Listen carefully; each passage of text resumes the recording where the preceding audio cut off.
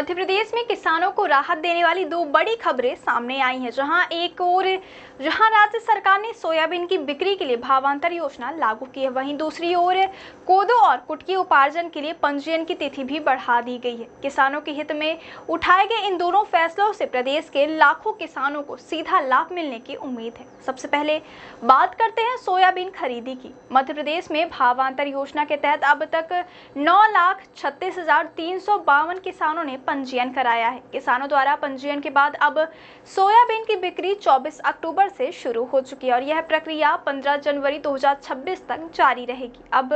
अभी तक प्रदेश भर में 14,727 किसानों ने 25,999 टन सोयाबीन की खरीदी की जा चुकी है। केवल 27 अक्टूबर को ही 7,981 किसानों से 14,214 टन सोयाबीन खरीदी गई। राज्य के विभिन्न कृषि उपज मंडियों में खरीदी का सिलसिला जारी है, जिसमें उज्जैन मंडी में सर्वाधिक 529 टन सोयाबीन खरीदी हुई है। इसके अलावा देवास में 512 टन, ताल में 486 टन, इंदौर में 455 टन, खातेगांव में 425 टन, बैरसिया में 396 टन, आगर में 376 टन, सागर में 368 टन, आष्टा में 339 टन और शाजापुर में 335 टन सोयाबीन की खरीदी की जा चुकी है। प्रदेश में इस बार सोयाबीन की बुआई का रकबा 53.20 लाख हेक्टेयर रहा।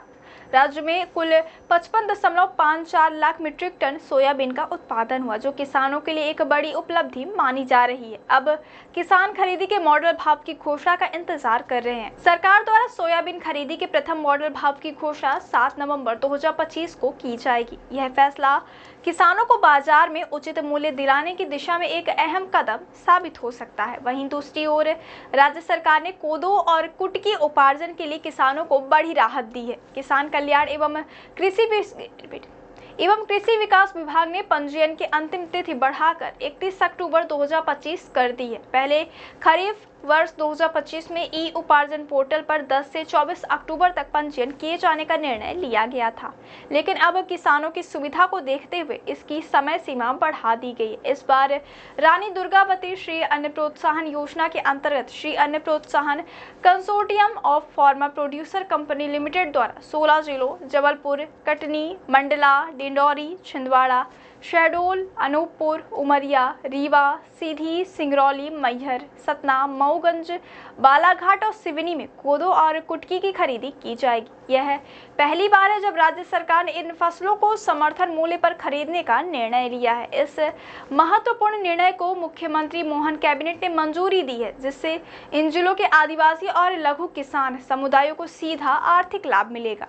कुल मिलाकर मध्य प्रदेश सरकार किसानों की आय बढ़ाने, कृषि उत्पादों को उचित मूल्य दिलाने और छोटे किसानों को बाजार से जोड़ने की दिशा में लगातार काम कर रही है। भावांतर योजना के जरिए जहां सोयाबीन उत्पादकों को राहत दी जा रही है, वहीं कोदो कुटकी उपार्जन की पहल राज्य में श्री अन्न के प्रोत्साहन को नई दिशा देने वाली साबित होगी। आने वाले दिनों में दोनों योजनाओं का असर प्रदेश के ग्रामीण अर्थतंत्र पर स्पष्ट रूप से देखा जा सकेगा। मध्य प्रदेश सरकार किसानों की आमदनी बढ़ाने और फसलों को बेहतर दाम दिलाने के लिए लगातार कदम उठा रही है। अब देखना यह होगा कि इन योजनाओं का कितना लाभ राज्य के लाखों किसानों तक पहुंच पाता है।